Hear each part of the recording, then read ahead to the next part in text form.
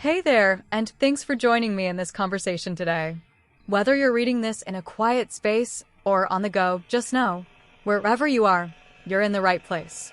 We're about to dive deep into a topic that can feel overwhelming, but is so important to explore. The difference between normal obsessive thoughts and those that go beyond, becoming part of a mental health condition called obsessive compulsive disorder, or OCD. We all have thoughts that don't make sense. First off, it's important to acknowledge something. Everyone has intrusive thoughts from time to time. Thoughts that feel a bit strange, a bit out of place, or just downright uncomfortable. You might have had a moment where your mind wandered, thinking, what if I just said something weird to that person? What if I dropped my phone and it broke? What if something terrible happens right now? I bet you've had a moment where you felt that rush of panic or uncertainty. It's normal. The brain does this sometimes. Our thoughts go rogue, popping up without warning.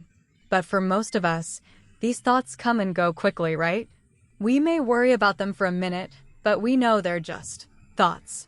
But what happens when these thoughts become persistent? What happens when they start to intrude on your life, demanding your attention over and over again, even though you don't want them to? Here's where things get tricky. Because there's a fine line between a passing thought and one that starts to rule your actions. That's what we need to explore today. When does this cross over from being just normal to something that requires more understanding? What is OCD really? OCD stands for Obsessive Compulsive Disorder. It's a mental health condition that involves obsessions, unwanted, intrusive thoughts, and compulsions, repetitive behaviors, or mental acts that are performed to relieve the anxiety created by those obsessions. But it's not as simple as it sounds. OCD isn't just about being neat or having a preference for things to be just right. OCD is about fear. It's about feeling trapped in your own mind, where each thought feels like a threat that demands immediate attention. These thoughts often don't just cause minor worry. They lead to overwhelming anxiety. When you can't escape these thoughts, your brain convinces you that something bad will happen unless you engage in a ritual or behavior to prevent it. But here's the catch. The relief is temporary. The more you engage in the compulsion, the more it reinforces the cycle, creating an even stronger bond between the obsession and the compulsion. The spectrum of OCD, it's more than you think. OCD doesn't look the same for everyone, and that's part of why it can be misunderstood. You might think of it as something that only affects people who are excessively clean or orderly. But that's just one facet of it. Let's dive deeper into the different types of OCD to help you see how it might appear in various forms. Contamination OCD, fear of germs and beyond. Contamination OCD is one of the most well-known types, but it's more complex than just a fear of dirt. People with contamination OCD don't just worry about physical germs. They can also experience anxiety over emotional or mental contamination. This might manifest in a fear of being polluted by bad thoughts or harmful actions. For example, someone might have an overwhelming fear that touching something in public could make them sick. But this fear doesn't stop there. It could extend to the emotional realm as well. Someone with this type of OCD might believe that thinking an impure thought could contaminate their entire day or even their relationships. In reality, these individuals don't want to be clean or pure for the sake of cleanliness. They are desperately trying to avoid a sense of contamination that feels unbearable. The rituals such as washing hands repeatedly, using disinfectants excessively, or avoiding certain people or places are ways of neutralizing that anxiety, even if the relief is brief. Personal reflection. Can you think of a moment where you felt the need to clean something or sanitize it, even though you knew it wasn't necessary? For people with contamination OCD, this feeling goes deeper. It's tied to fear and anxiety, not preference. Checking OCD. The fear of missing something. Have you ever felt like you had to double-check something over and over?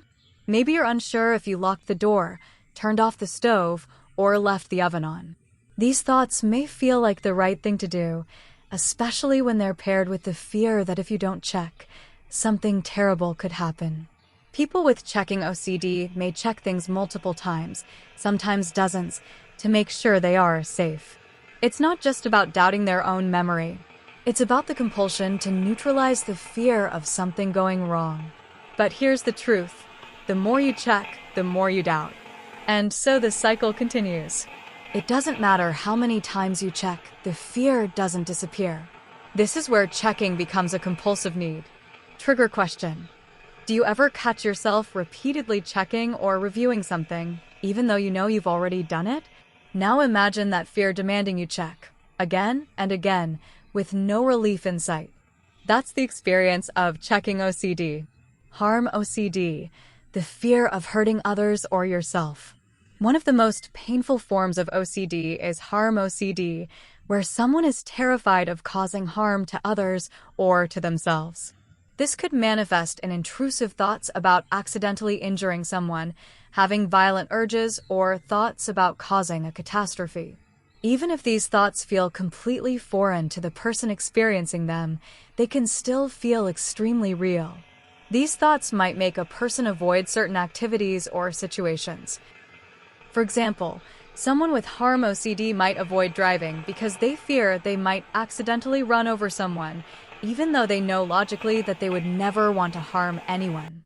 This fear of harming others can be so intense that it leads to avoidance behaviors. People will avoid sharp objects, certain situations, or even people they love, because the thought of causing harm feels intolerable. Pure O, the silent form of OCD. Here's something that might surprise you. Not all OCD is about visible compulsions. Pure O, or purely obsessional OCD, involves the mental compulsions that go unseen.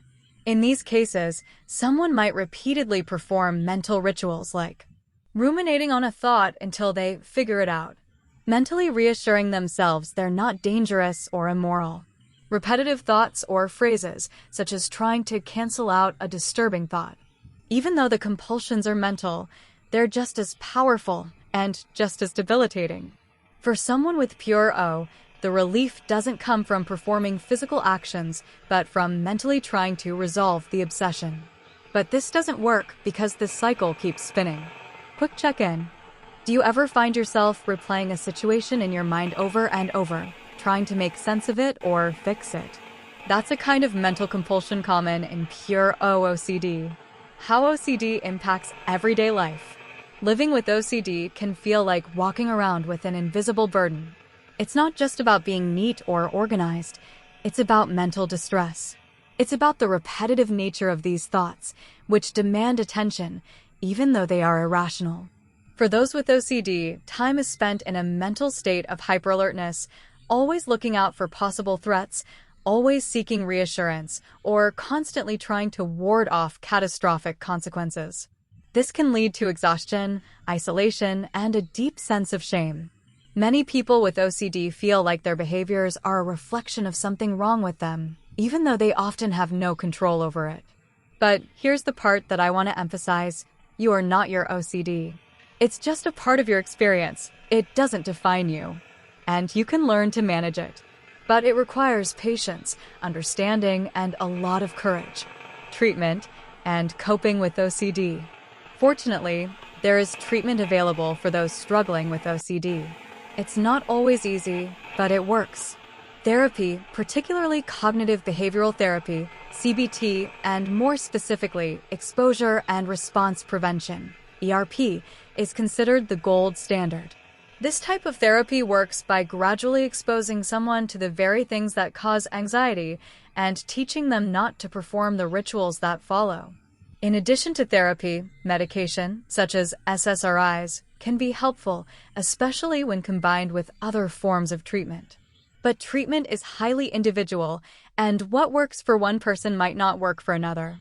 But the first step is always acknowledging that help is possible.